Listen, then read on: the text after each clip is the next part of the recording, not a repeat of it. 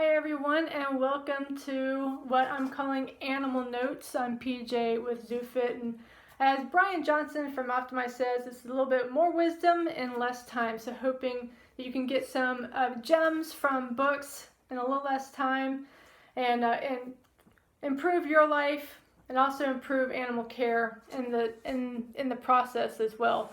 So our very first note that we're going to talk about is a really short book. It's one of my favorites that I've read. It helped change my life. It's called Life Safari by John Strelecky, and we'll be discussing some of the wisdom behind it.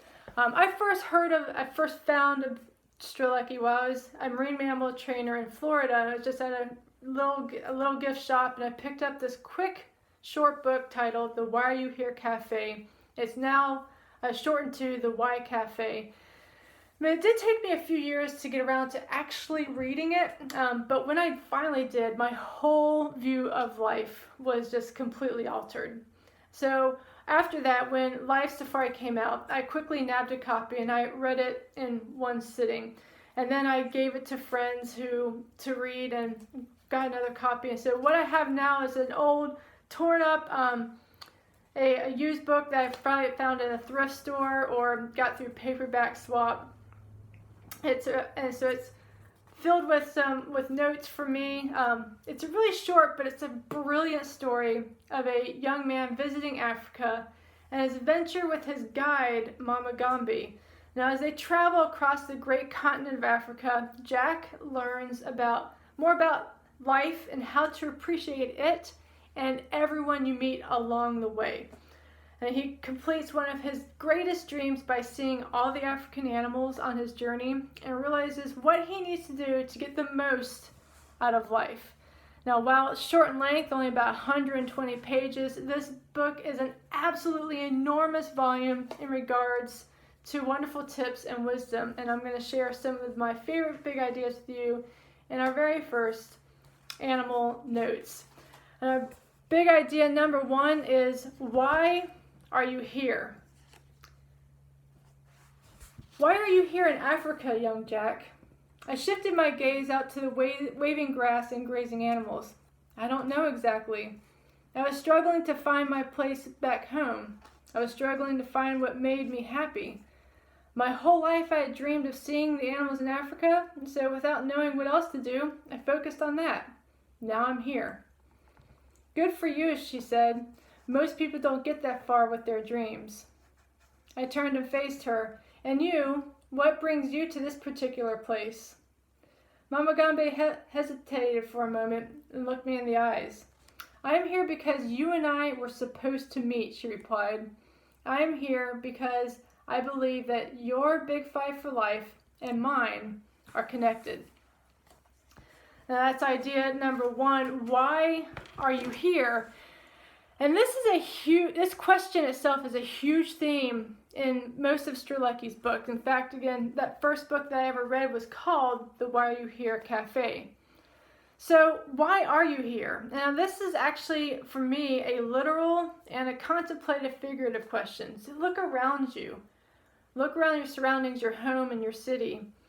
Why did you choose this place? What does it speak to? How does it speak to you? And what does it mean to you? But also use this question as to look introspectively and answer, why are you here on earth? What do you feel you are here to do? What is your purpose for existence? And it's a very poignant question for those who are looking to fulfill their big five for life. And which brings us to big idea number two, the big five for life. They are the 5 things that you want to do, see, or experience in your lifetime before you die. The 5 things that if you did, saw, or experience, you would consider your life to be a success as you have defined success. They are not about what your parents think, or your neighbors think, or your boss, family, or even a spouse thinks. This is about what you think. So question, do you have any dreams for yourself?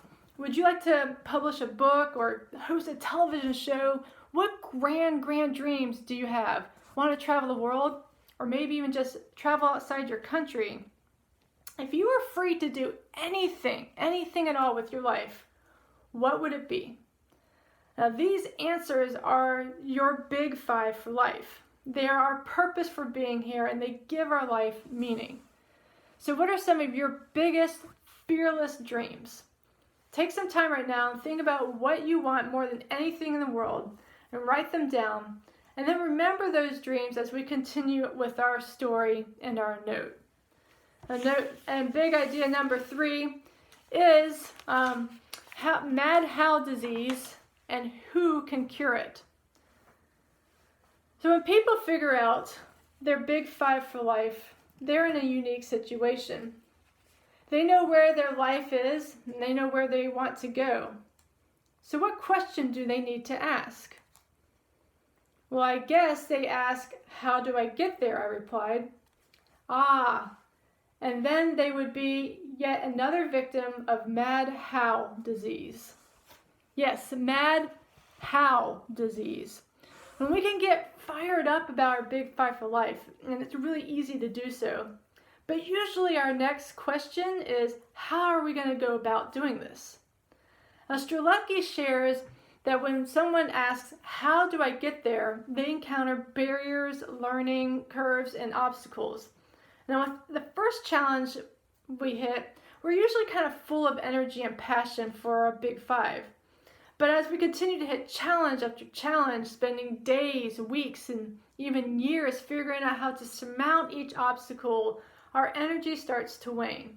And eventually, many of us give up because we are all out of energy for our big five, all because we didn't know how to do it. So Strzelecki suggests, instead of asking how, let's ask a different question. Who has already gotten where I am to where I want to go? Find that who, find out what they did, and then imitate them. Now, Strzelecki encouraged us even further with this aspect. Earlier, he writes about a suggestion towards the 6 degrees of separation theory and the experiment, so where he shows us that even if we don't personally know someone who has done what you were dream of doing, there is an excellent chance that they know someone who can help you. Or, again, at the very least, maybe they know someone who can definitely help you. Now, what's interesting about the experiment conducted by Stanley Milgram in 1967 is not just that the average of only 6 people separate 2 strangers. Now, when they asked to get a package from the Midwest to a particular person in Boston, they could only send it to people that they knew personally, only as acquaintances. But the single greatest factor in whether someone would deliver the package or not was the perceived value of that package. The higher perceived value, the more likely they were to help. So someone who is in true pursuit of their big five for life, they have terrific value. And considering that there's a maximum of only 6 degrees separating you from the person who can help you achieve your dreams, and with it being so valued to you that there's an excellent chance that they're going to say yes to helping you, what on earth do you have to lose in trying? So that's our big idea number 3. Big idea number 4 is worrying and focusing on the future versus experiencing the now. Now, Mama Gambe said, extended her arms wide and looked into the open plains and said, and on whose schedule are we walking? You know, if we are always worrying about what's coming next, we sacrifice the chance to interact with everything that is going on around us. We can never get to the future, young Jack. When we arrive there, it is no longer the future, it becomes the present. So we can either enjoy life as it happens, or we can always be getting ready to enjoy it. So it begs the question, which side of this fence are you on? Are you enjoying life, or are you getting ready to enjoy it? You know, are you on social media, paralyzed by the fear of missing out on what others are doing, that you don't experience any yourself?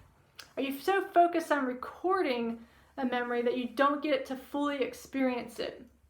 Are you so worried about what comes next that you don't appreciate what's right in front of you? And it took me a long time to realize this lesson, but when we walk in the present and appreciate it for what it is, we become open to all that life is already giving us.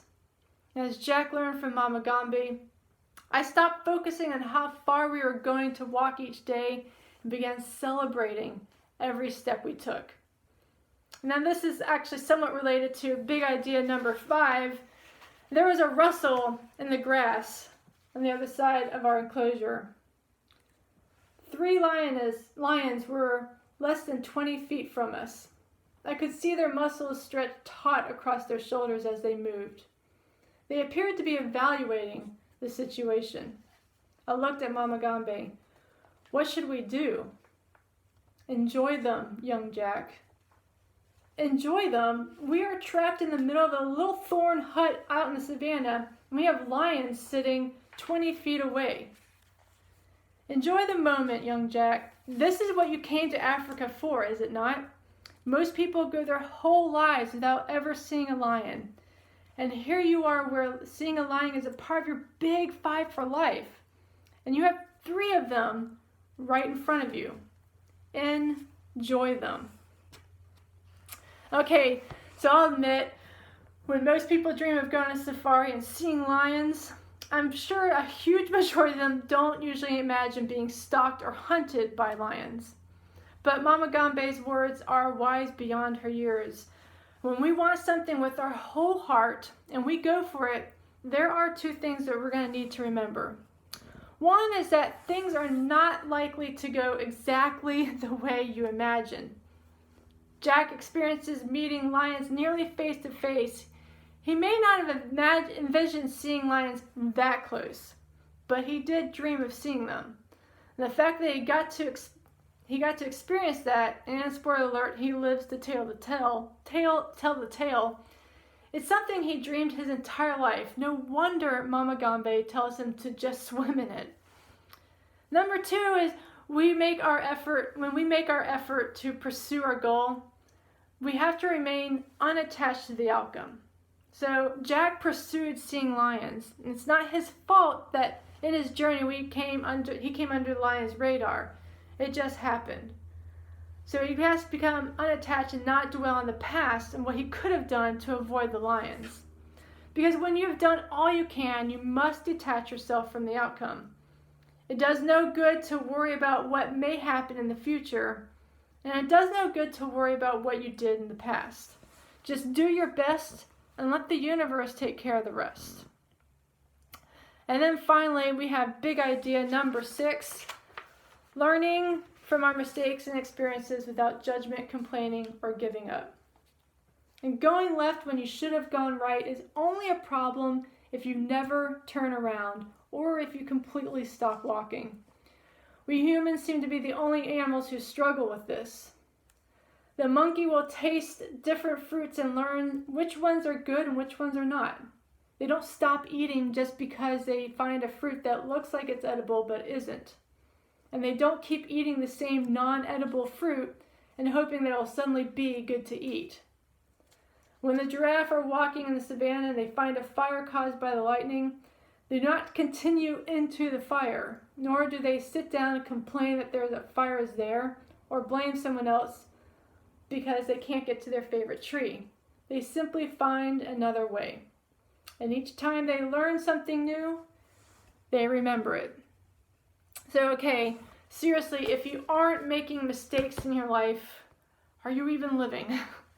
And as Brian Johnson from Optimize has said in his coaching classes, there are no perfect human beings, and you and I are not going to be the first perfect human beings. We're going to make mistakes, and if you're on your journey to your big 5 for life, we're bound to make more than one as we travel towards a fulfilled and successful life. What's more important is that we learn from these setbacks and keep going forward and never, ever give up. So, all right, that was my pretty quick look at this wonderful gem, Life Safari by John Strzelecki. If this piqued your interest, you can check out more of his books on Amazon. I have a link in my blog, and also I'll put a link in the description. I highly recommend Life Safari and all of his other books. You can find a grand idea that can also change your life. So I'm going to finish off like Brian Johnson does, and with a couple of favorite quotes from the book. These are all by John Strzelecki, writing as our wonderful guide through the African country, Mama Gambe. And she says, dreams are in fact realities waiting to happen. Now, all creatures have a big fight for life. We humans are just the ones who seem most disconnected with it. Our words can tell our mind what to believe. And if we say the same words long enough, even our souls begin to think they are real. And finally, this is a big, beautiful playground we have been given. What are you going to do in it? And what are you going to do in this wonderful playground called Earth during the recess we are experiencing called life? Maybe we can connect to the Earth in healthy and positive ways, make a difference in our lives and the well-being of the planet. What are your objectives on this grand life safari? Thank you, and we'll see you next time.